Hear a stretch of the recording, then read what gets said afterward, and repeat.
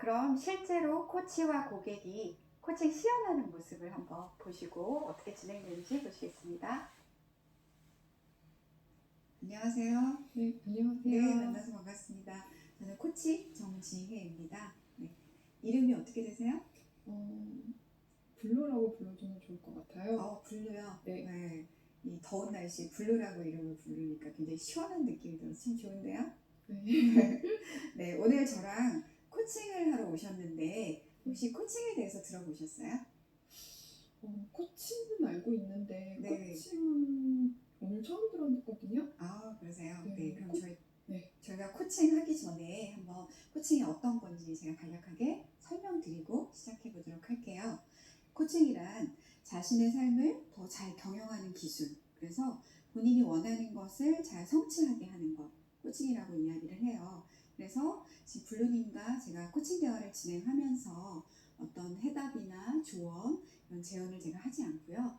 우리 블루님께서 스스로 답을 잘 찾아갈 수 있도록 제가 도와드리는 그런 걸 우리는 코칭이라고 이야기합니다. 네, 그래서 이야기하면서 제가 주로 질문을 많이 드릴 거고요. 네, 우리 블루님께서는 그 질문에 대답을 하시면 돼요. 네. 당연히 코칭은 비밀이 보장되니까요. 네, 본인이 지금 가지고 계신 이슈를 편안하게 말씀하시면 되겠습니다. 네. 자, 코칭은 지금 오늘처럼 저희가 만나서 진행할 수 있고 또 전화로, 온라인으로도 진행이 가능해요. 그래서 우리가 하는 코칭 대화에 대한 동의서와 약속을 이렇게 작성하도록 하겠습니다. 네, 감사합니다. 네, 코칭 시연에서 코치와 고객이 시연하는 거에서 동의서를 작성하는 거 보셨죠? 실제 코칭을 진행하는 데 있어서는 코칭 진행 전에 코치와 고객이 동의서를 작성하게 되어 있어요. 그래서 코칭이 어떤 건지 설명도 해드리고요. 비밀 보장에 대한 이야기도 코치가 언급을 했고, 네, 그리고 어떠한 이유들, 계약 해지 조건 이런 것들도 말씀을 드리고요. 코치와 고객은 어떤 역할을 하는지, 또 특별히 코칭을 진행하는 데 있어서 대면 코칭을 하는지 텔레코칭을 하는지 선택하게 되어 있어요. 코칭은요, 상담하고 조금 다르게 텔레코칭을 하는 경우가 코칭이 한 70% 이상은 또 텔레코칭 굉장히 많이 해요. 그래서 외국에 있는 분들, 지방에 있는 분들하고도 충분히 전화 코칭으로도 많이 진행을 하고 있습니다. 네, 그리고는 서로 사인을 서명을 하고 주고받는데, 영상에서는 이제 고객만 서명을 했는데 실제로는 코치와 고객이 같이 서명을 하고 주고받아서 하나씩 갖게 됩니다. 우리가 이렇게 코칭 동의서를 작성하는 데에는 첫 번째 단계, 서로 인사를 하고, 코치와 고객이 처음 만나는 자리잖아요. 그래서 반갑게 인사를 하고요. 네, 두 번째는 코칭에 대해서 설명을 해요. 네, 왜냐하면 대부분의 고객들은 코칭에 대해서 잘 모르고 오는 경우가 많아요. 여기 블루라는 고객도 헬스장에서 있는 PT 그런 코치인가요? 이런 얘기를 하잖아요. 그래서 코치가 삶을 잘 경영하는 기술이다. 원하는 걸 성취하게 한다. 본인이 답을 스스로 찾을 것이다. 이렇게 코칭에 대해서 설명을 하고 시작을 합니다. 그리고 코칭 동의서에서 중요한 부분은 비밀 보장에 대해서 이야기를 해요.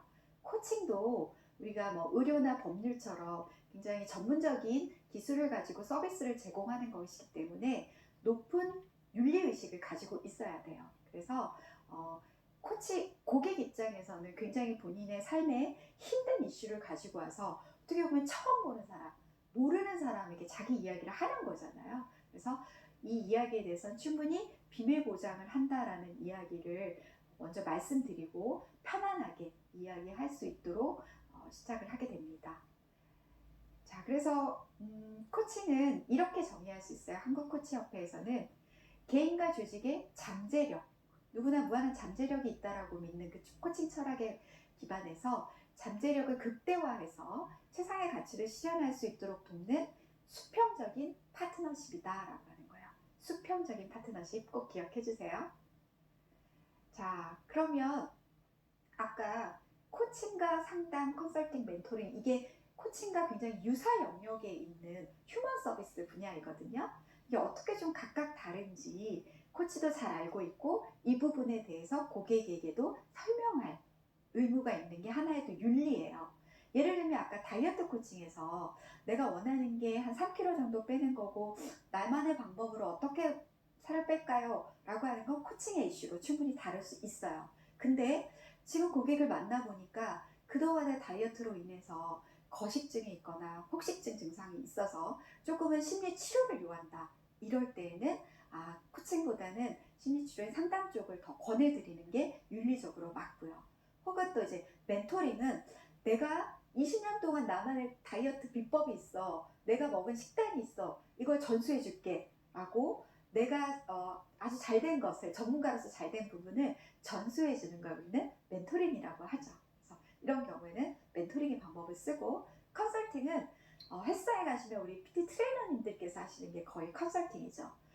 주로 뭐 근육량, 지방량 이런 거 막 인바디 체크하시잖아요. 그래서 체크를 통해서 문제가 뭔지, 어떤 부분을 보완해야 되고 어떤 부분을 또 보충해야 되는지 문제를 충분히 분석하고 거기에 대해서 전문가로서의 정보를 제공하는 거, 이런 것들은 컨설팅이에요. 그래서 고객을 만났을 때 고객의 이슈를 듣고 이 이슈가 코칭에 해당되는 건지 혹은 다른 유사 영역에 해당되는지를 코치가 판단해서 코칭의 영역이 아니라고 할 때는 다른 전문 영역으로 말씀드리는 것, 이것도 코칭에서 중요한 윤리의식이라고 볼 수 있겠습니다.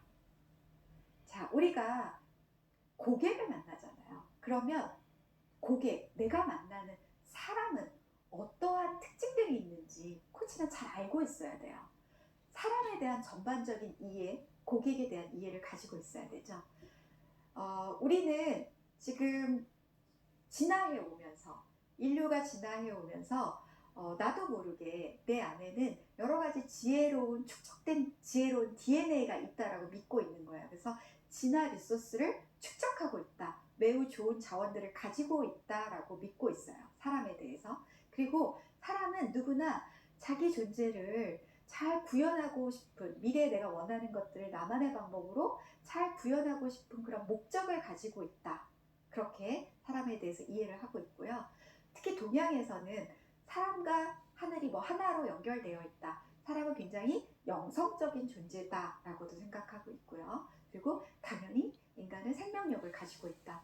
사람에 대해서, 우리가 인간에 대해서 전반적으로 일반적으로 이런 이해를 가지고 사람을 대하는 거고요. 그리고 당연히 일반적인 이해도 있지만 개별적으로 하나하나 한 사람 한 사람이 가지고 있는 특징들, 개별성을 충분히 이해해야 되는 거죠.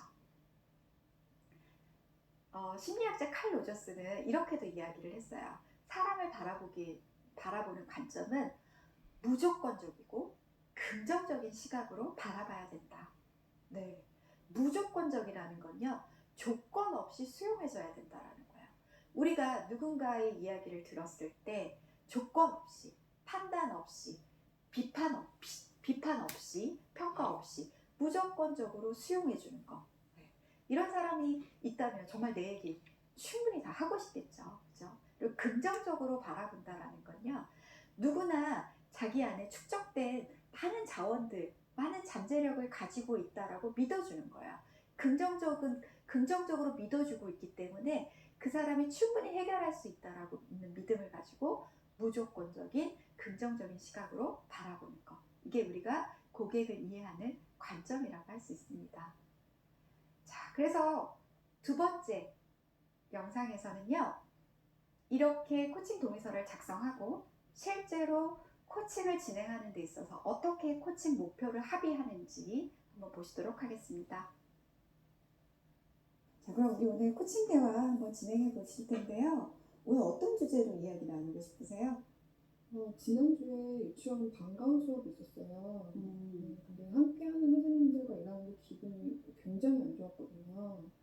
다음 주에 일하러 가기도 싫고 집중도가 많이 떨어졌어요. 네, 그런 일이 있으셨군요. 네. 조금 더 구체적으로 이야기해 주실래요? 선생님들이 일찍 온다고 하셔놓고 좀 늦으셨어요. 음. 그래놓고 여러 번 전화하셔가지고 준비해야 할 일들을 좀 지시하셨거든요. 오셔서 일하기보다는 또 다시 지시만 하셔가지고 기분이 굉장히 안 좋았어요.